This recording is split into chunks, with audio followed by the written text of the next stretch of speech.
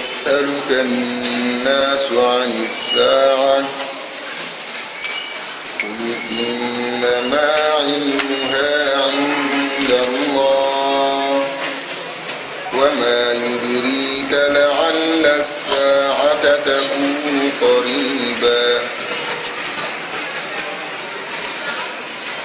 أعوذ بالله من الشيطان الرجيم.